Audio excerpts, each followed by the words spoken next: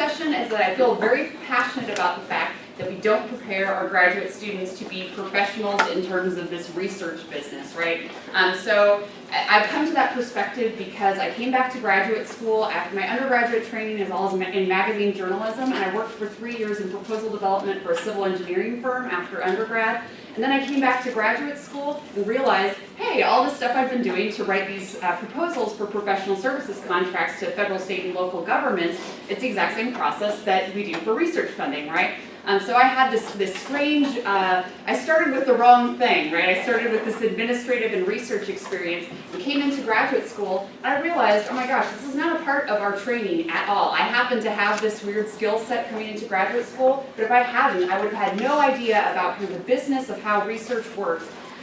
So again, and I'm also a PhD student, right? So I've just finished my coursework in sociology. I'm going to be doing qualifying exams. So in addition to being the assistant dean for research and assisting all of our faculty at the College of Public Health with preparing and submitting their proposals for external grant applications, I'm a PhD student. I also teach classes, regularly guest lecture on IRB, other types of research related issues, and I've done a grant writing class before. So I wear a lot of different kinds of hats, as we all do in this academic world, and I really feel passionately that we need to make sure that you all have the information you need to succeed about this research business. And this is all kind of pro tips, tricks of the trade that I figured out through my long, hard, weird experience of hard knocks and that kind of thing.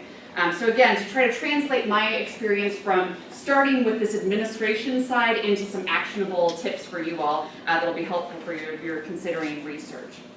So first, let's start at the very beginning, a very good place to start. How would you define research? What is research? Anybody? And there are no stupid questions, right? So we're starting at the beginning. Some kind of inquiry. Inquiry, yeah. Other thoughts? All right, so the point I want to make here is that there is an official and an unofficial definition of research. So as you said, inquiry, systematic investigation designed to develop or contribute to generalizable knowledge. This is the definition of research that governs IRB regulations, what constitutes human subject research. This is the official definition.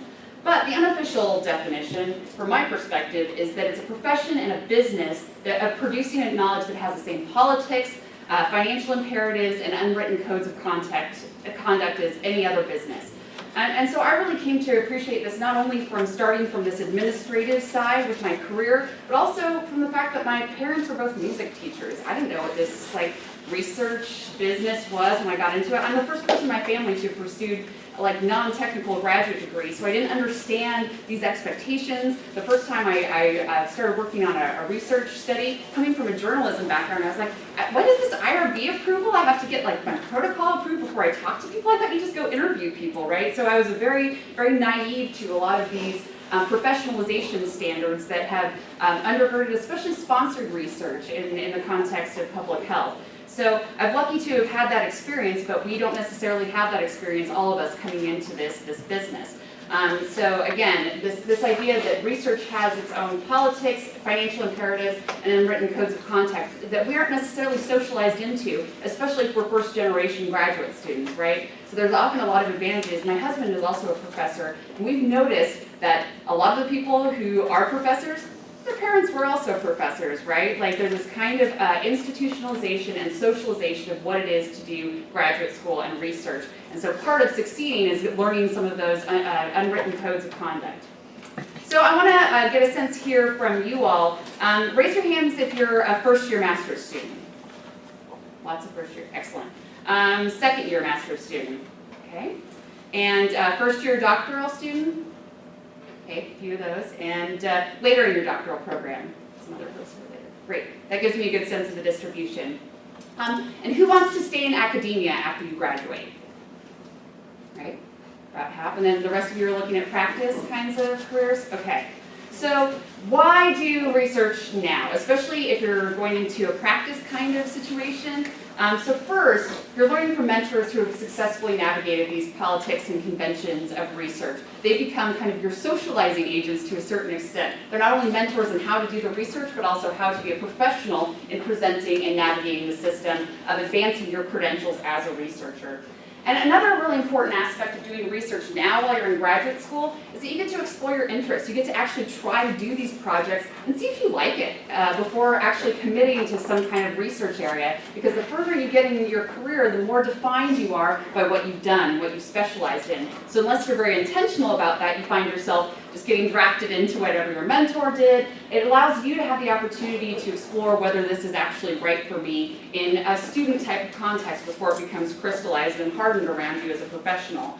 Another really important thing that research does is for both practitioners and for academics, it makes your CV and resume stand out. If you're looking to go into academia, I can tell you if you're a graduate student and you don't have presentation experience as a bare minimum, and ideally publications as well, your resume and CV, your CV is really not going to be particularly competitive for an academic position. So it really is, it didn't used to be the case. 10 years ago, that wasn't necessarily the expectation, but the jobs have gotten so competitive, there are such shrinking budgets for higher education that those faculty lines, every faculty position I know with colleagues and friends who are on search committees, 80 plus applicants, right? So how do you make your CV stand out, making sure you have this research experience as a graduate student? So that's on the academic side. On the practice side, when you think about the elements that constitute research, preparing an intelligible presentation of your findings of a systematic investigation, being able to present that in oral form, in written form, in graphic form, all of those types of skills are going to be issues and competencies that you'll need in a wide range of practice communities, especially if you're looking into leadership and managerial experience. So this, I say both resumes and CVs because in the practice community, if you can illustrate, especially if you're presenting in, we'll talk a little bit about a few different venues that are really helpful for presentations for graduate students, but if you're presenting in a practice-oriented kind of conference where professionals who are in the practice community get together to talk about best practices, that's very meaningful to employers to see that you have those higher level analytical skills and also the communication skills that come along with that, right? So it becomes a differentiating point on your CV or resume if you have this experience now. And you're really making the best of your time while in grad school. This is your time when your professors are working for you, right? Like this is their job, is to give you their time and attention. Ask for it, demand that time. Unless you create that kind of, and then we'll talk about some of those concrete steps for how to build those types of relationships. Your professors aren't going to come to you with these kinds of opportunities. You have to be your own best advocate, but this is the time when it is part of their teaching responsibilities, it's a part of their salary to take care of you and your professional and academic development needs, right? So I think I've covered all those points here, but again, this becomes a time that you can actually delve into these topics before it matters in your professional life, right? Yeah. So I'm going to walk through step by step some of the pro tips that I think are really important for graduate students who want to do research to have under their belt. First is make sure you have this human subjects protection training that I mentioned earlier. This is through the Office of Research Integrity here at UK. What it allows you to do is be able to be added to an IRB protocol as key personnel, as a part of the study personnel. So if you're working with a PI, if you already have this training taken care of, it's one step out of the way that makes you easier to add to the study protocol as a research assistant. And this is a training that will cover you for 3 years of doing human subjects protection, so it's time well spent. Just an online module that you'll complete using, it's called Citi is the program that administers this online training. And what you want to do is complete this initial human subjects protection training module, group number 2, for social and behavioral investigators and key personnel, and then you'll save your completion record. So once you have that taken care of, you're able to be an investigator on any UK protocol and other protocols as well. Citi is transferable to other institutions. So that's a benefit for those of you who are nearing graduation, right? The Citi credential is what all the other institutions use, and it'll be good for wherever you go next. And what you'll do is after that 3 years, after you first completed it, you'll just re-up and do a refresher course at your new institution if you end up moving on to another place. So this is baseline. Just make sure you get that taken care of. And it's also really interesting and important to consider some of the ethical implications and federal legislation around human subject protection that govern what research has been in public health in particular. So you learn about the Tuskegee, the syphilis trials, a lot of those kind of egregious errors in kind of public health practice that really help us to think about what we're doing in our research enterprise in a more ethical and reciprocal manner. So important from both a philosophical perspective and also a practical perspective. So second here, assess your skills and expertise. So this is the bigger handout, the research summary thing, the one with a staple in it that's not the presentation handout. And I'm going to send this to you all as a fillable PDF form. What this allows you to do is to kind of identify what skills you already have that are related to research and identify the skills that you need in order to be more competitive for a research position. So I designed this questionnaire so that you all can do essentially a self-assessment. What do I have? What do I need in order to be more compelling as someone to work with on a research project? And as we talk through some of these other steps, what this document becomes after you've completed it is a really nice resource that you can email or send and present to a faculty member with whom you're interested in working so they can see exactly what you've done in the past. It provides them with kind of a curated guide to what you bring to the table as a research assistant or a collaborator. So do take a look at that, and I'll send you the fillable PDF version of that so you have that handy. That should be a really good resource for you. So another step here, step 3, getting to know your faculty members. So if you're anything like me, then you probably have trouble delegating critical tasks that are really important to you to other people, right? Faculty are exactly the same way. Their research is their baby. This is how they're getting appointment, promotion, and tenure. This is their professional brand. This is their ego in a lot of cases, right? Their research is the most important thing to them to be successful at. So I'm a control freak. It takes me a lot to be able to delegate. Imagine how the PIs are, right? So you need to build a trusting relationship with them so that they know that you're reliable, dependable, will do what you say you're going to do. Because otherwise, why in the world would they trust you to work with them on their research projects? This is the core, essential aspect of their success as a professor, and they're only going to let you in if you build that trust, really. So think about it in that way, that the faculty have no obligation to bring you into their project. So you have to show your value add, and that's what that research assessment tool helps you to do, is identify what your strengths are, what some of your areas that you might need to develop are, and identify what you can bring to the table for a faculty member. So the most important thing, I think, to consider, and this is really treating graduate school as professional development, right? Your classes aren't just an opportunity to be passive, sit there in your sweatpants and be like, whatever, like to have the professor do a dance for you, you know? Be an active participant. These are your auditions to work on the research project. This is how they get to know you, how you operate, how you are an independent thinker and producer of your own work. This is how you demonstrate to them what your professional character is. So active participation in your classes is absolutely essential. Getting to office hours, getting to know people who outside of their, so if they talk about something in class that you want to further elaborate, demonstrate interest, go to the office hours, try to build that rapport with the faculty member around that area where they are essentially being paid to give you attention, right? So that's the chance to really get to know them and build that relationship. The other important thing, though, is that in addition to demonstrating your interest, you really never know when an opportunity is going to arise, but you want to be the first person in the researcher's mind when they say, hey, I've got this opportunity, who would be really good to help me out with this?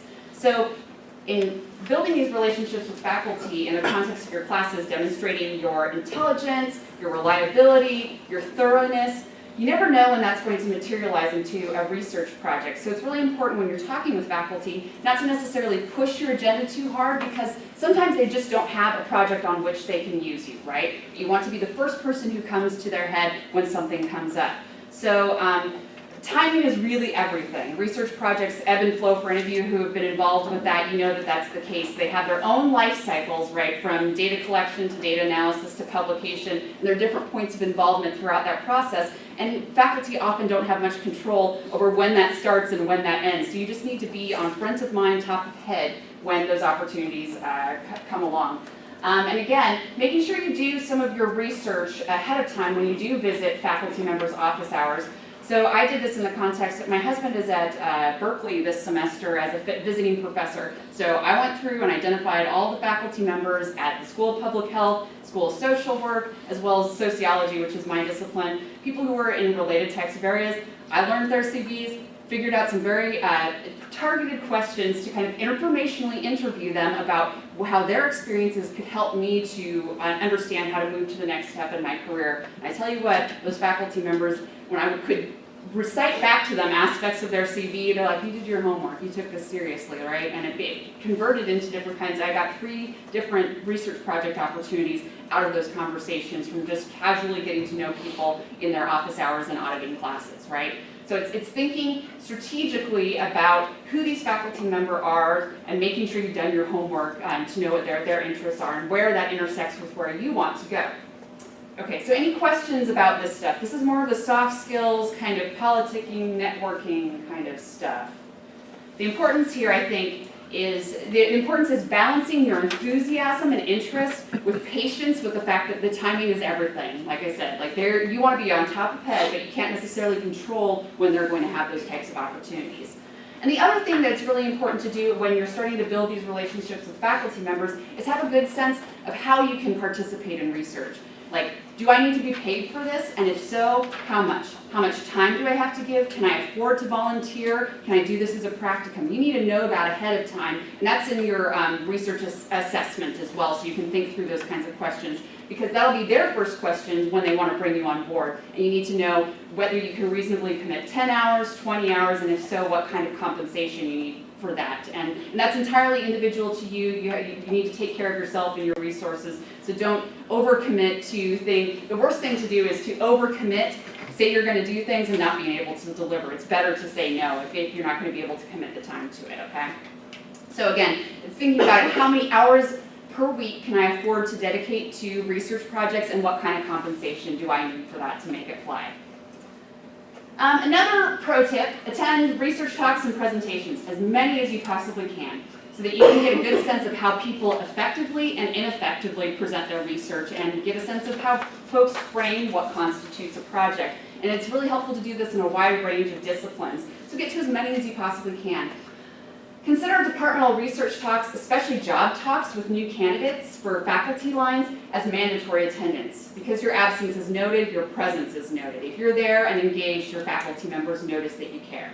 And I say especially job talks, because when your department is hiring a new faculty member, those new junior faculty members are hungry for finding skilled graduate students with whom to work on their projects. They're ambitious, they got to publish, they want your help. So it's very important to engage if your department is going through a hire, having a voice in that and understanding who that person is and how you might be able to relate to them, because they're very, I recently took advantage of a new faculty member connection in sociology that resulted in a grant, and it'll be a paper and a presentation, because she was so hungry to work with new graduate students, and in the past, her dance card would have been full with other graduate students with whom she was working, but she was new to the institution, and we were able to build that relationship. So that's another timing kind of consideration. Another suggestion is to get on listservs for CCTS and other interest areas. So the Center for Health Services Research might be relevant for some of you in the HMP type of area. Get on their listservs so that you can learn about outside talks and speakers, get to those presentations, and see how folks do it. And especially in CHSR and Center for Clinical and Translational Sciences, it's both internal and external speakers, so you really get exposure to a broad variety of topics as well as speaking styles and content, which is just really helpful in developing your own skills and interests as a presenter and as a researcher.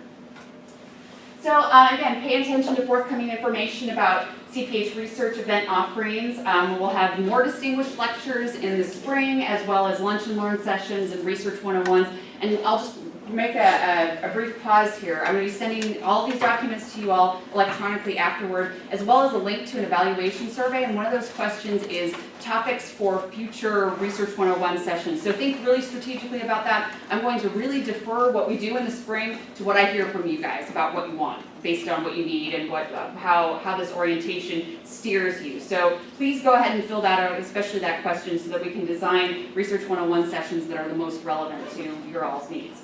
We also have department-specific seminars, health management and policy, as well as health behavior and society. Those two departments have weekly lecture series, so be sure to get involved with that. Center for Health Services talks.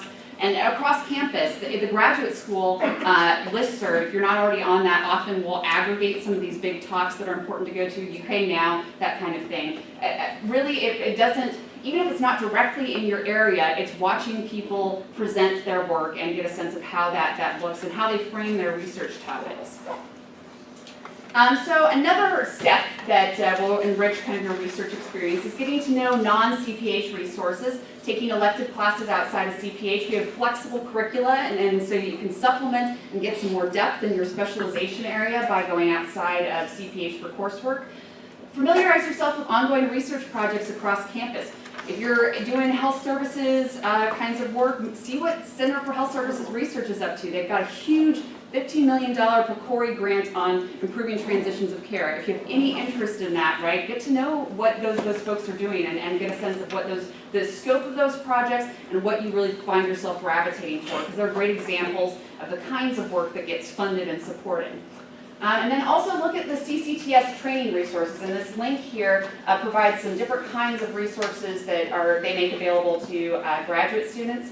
The Center for Clinical and Translational Sciences is a big grant from NIH that builds research infrastructure at specific research-intensive schools. So this is a huge resource. They just got refunded. There's going to be even more opportunities for graduate students. So get on that website, get on their listserv, and make sure you're taking advantage of those that are relevant. They also have a certificate program in translational science and some Research 101 modules that might be helpful to you all, so wanted to point that out.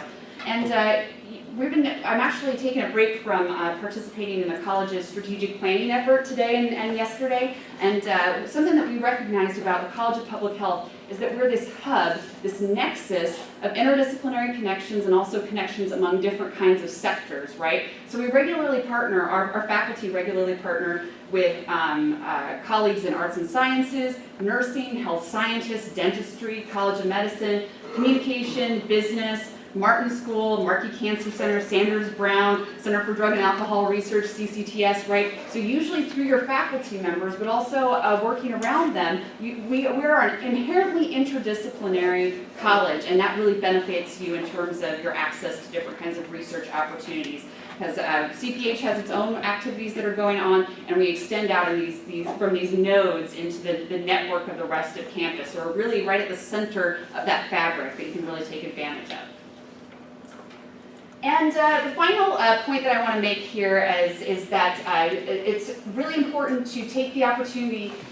So I've been doing graduate school with full-time work for 7 years now.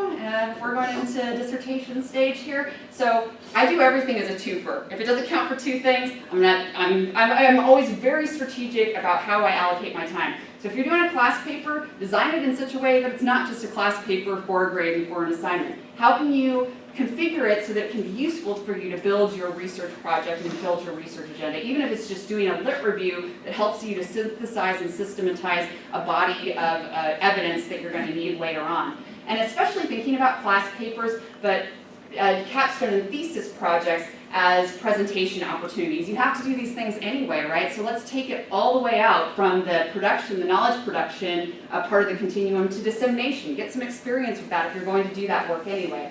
So a great opportunity for that is at the CCTS annual conference. We have our CPH Research Day, and CPH Research Day, you can either do an oral presentation, and there is a limited amount of those slots available, And everybody who submits an abstract is able to present a poster at CPH Research Day. Posters are their own weird animal as far as presentations go, and so if that's a topic that's of interest to you all for the spring, if you're interested in doing presentations, please note that in the survey. We've done sessions before on how to design posters and put together kind of your, I call it the elevator speech, right? The 3-minute little spiel you can do on your poster. So it's really great practice for that kind of presentation, which is an inevitable aspect of doing both practice and academic types of work as the poster presentation. The other cool thing about CPH Research Day is that there are cash prizes, and all the posters and presentations are evaluated by a multidisciplinary panel of faculty members. So you get the opportunity to get feedback from a lot of different faculty members from all across the college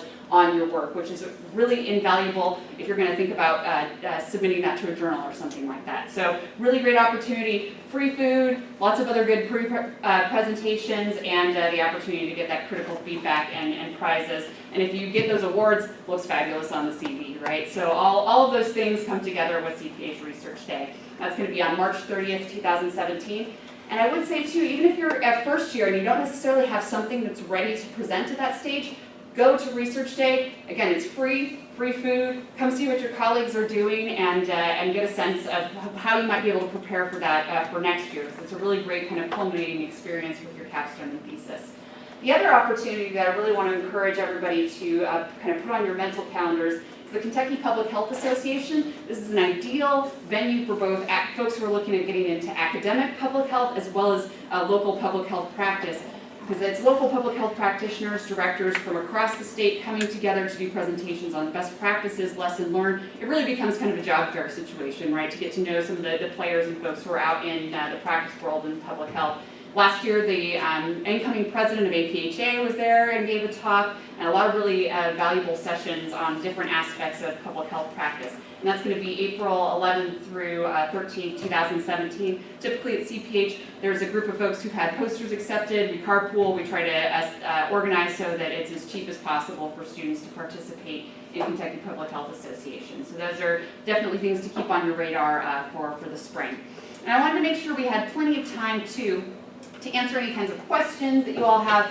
And before I turn it over to you all for questions, I just want to emphasize that I am here to help. Like I said, I'm a graduate student as well. I've come to this from a very weird kind of personal and professional background and know how intimidating getting engaged with this kind of stuff can be. And it really is a fake it till you make it type of thing. And I'm here to help you all navigate that process. If you want feedback, if you want to strategize, if you want to think through your different opportunities. I can talk to you about different funding opportunities as well. The graduate school, on that topic, the graduate school is a great place to start. They have several different research grants for dissertation year and fellowship year, that kind of thing. But if you're looking for external funding and that kind of thing, I treat graduate students the same way I do faculty members as far as the services I provide to help you all with preparing a grant application. So you can explore different kinds of funding opportunities. I just submitted a grant for my dissertation last week, so fingers crossed. But I really empathize with where you all are, and no question is a dumb question, especially, like I said, if you're new to this world, the assumption is that everybody knows what they're doing, everybody's super polished, and that's not for me, that's not my space. But if you claim that space at the table, bake it till you make it, you end up being assistant dean for research, and you're like, how did this happen? So, but I'm here to help you all. This is, like I said, it's a big passion of mine to make sure that our graduate students are prepared to succeed and claim their place at the table with doing public health research. So any questions from you all, reactions? What kind of classes would you suggest if you wanted to develop grant writing skills? That's a challenge.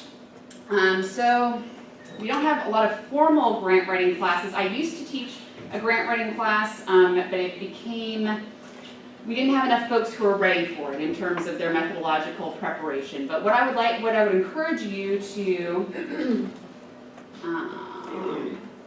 check out as a starting place, I've put together here a page that synthesizes some of my favorite resources as far as grant writing guides. So some free short courses on proposal writing, art grantsmanship is kind of a classic. So I would recommend getting started by orienting yourself to some of these resources, reading through them, seeing what you think. And if after you have looked at these resources, And definitely pursue this UK PDO list. That's the Proposal Development Office. They have their own list of resources that supplements mine. So take a look at what's out there, read what you can about the generic aspects of it, and if you have any questions specifically, come to me and we'll do some one-on-one conversation.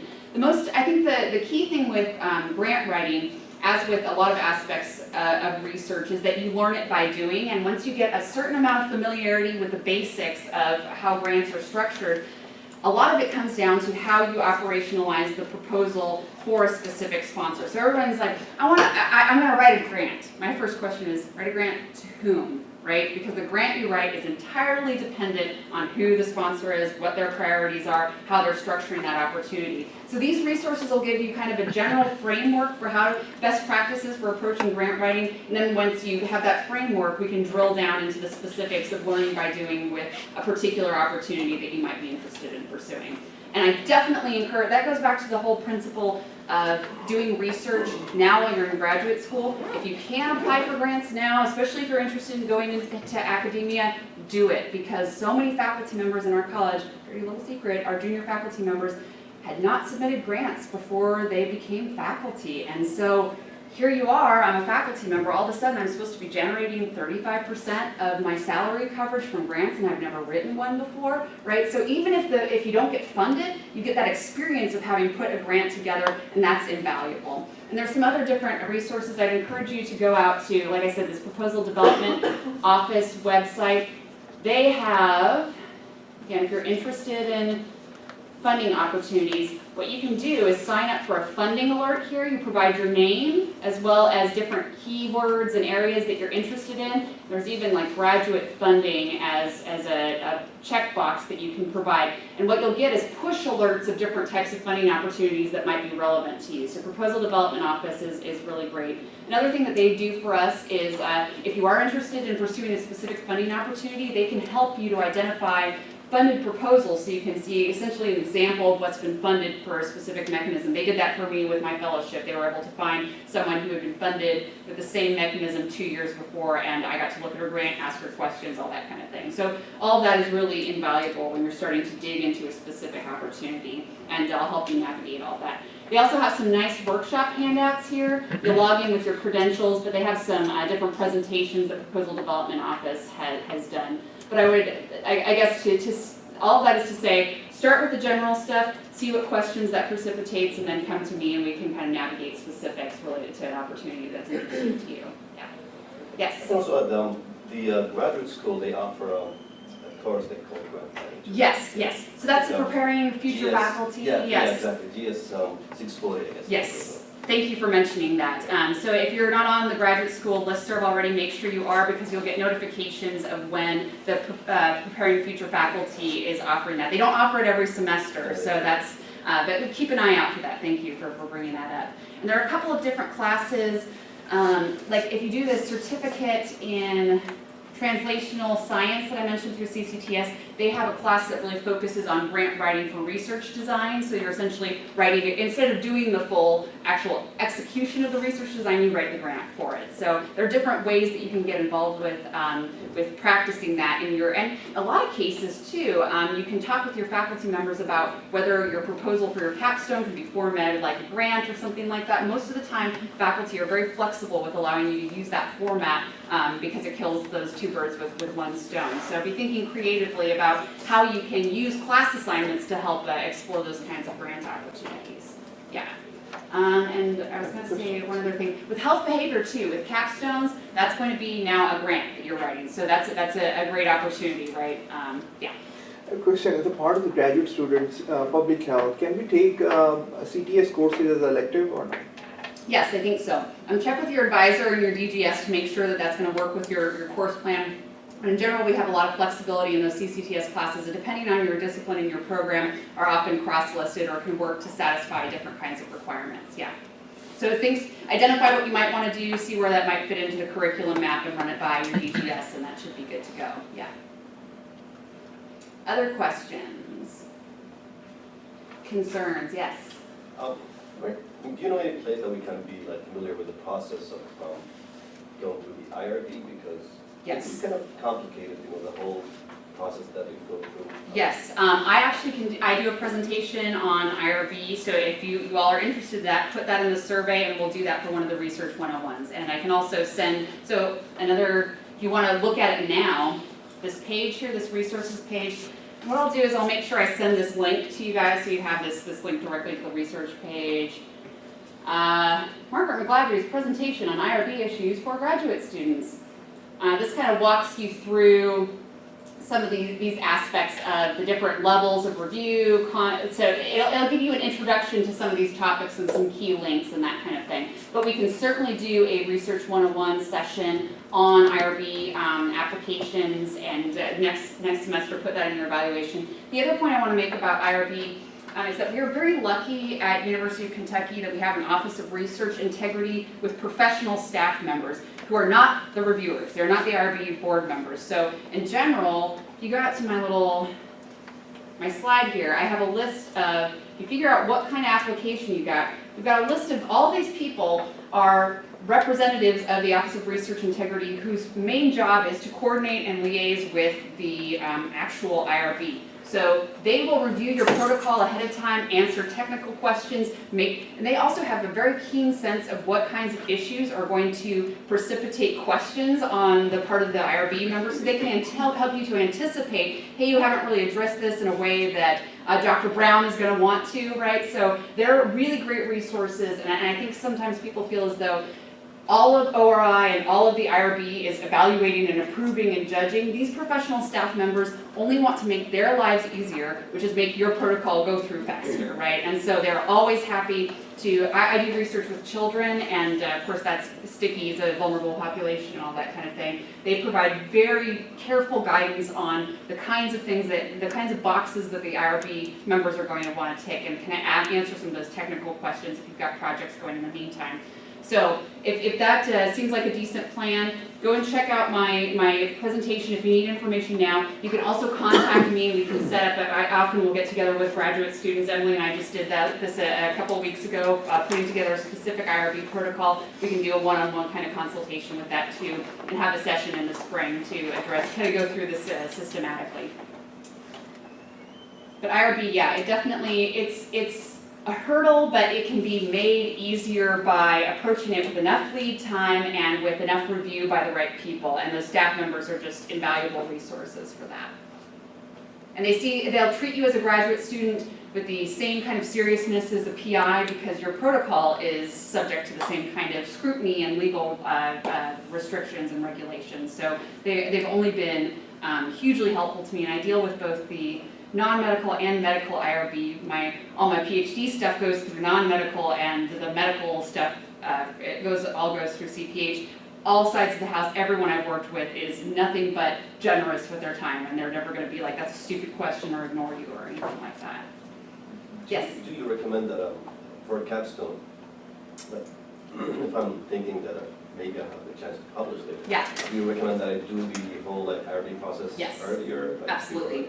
So if there's any chance at all that you may want to publish from it, do the IRB, just get it taken care of. And the great thing about doing that is that typically, once you have your proposal together enough to defend your capstone or defend your capstone proposal, you have enough to do the IRB application. And when you start to put the application together, it'll ask you questions that you may not have thought through methodologically and procedurally, so it can be a really helpful way to make sure that you kind of hit all the key points, especially regarding enrollment of any participants, thinking about your data, all that kind of thing. So I definitely recommend getting that IRB approval for your capstone data ahead of time.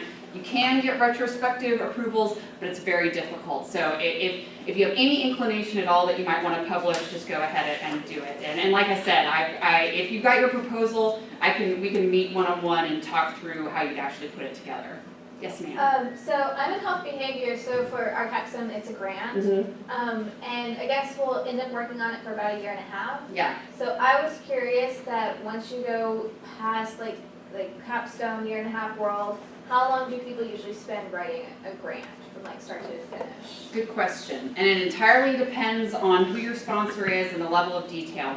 So I'll talk a little bit about different kinds of grants really quickly. So we have I mentioned to you all that I applied for a fellowship grant. Fellowship grants, career development grants, anything that involves you as a candidate is not only your research project, but also kind of you as a future researcher, right? So that can often take more time because you have to develop personal statements, get letters, all of that kind of thing. So I think that career development and fellowship applications, you really need to give yourself at the very minimum 6 months probably ahead of your deadline, because you need to have, and it all depends on how firmly you conceptualize your project going into tailoring it to a specific opportunity. But when you're thinking about these fellowship and career development kinds of funding mechanisms, it's not only you that has to do the work, you have to coordinate enough lead time for your faculty members to review your grant, to write their letters, and you know how that is, right? Like making sure that they have enough time that they can't blow you off, and they can't, right? Like you've given them enough time to review the grant, to write the letter, and that typically, I got my materials to my committee to review a full month before the proposal was actually due, because you need to give them at least 2 weeks for them to review it, and sometimes more if you can. Then you need to give yourself enough time to revise the grant based on their feedback. So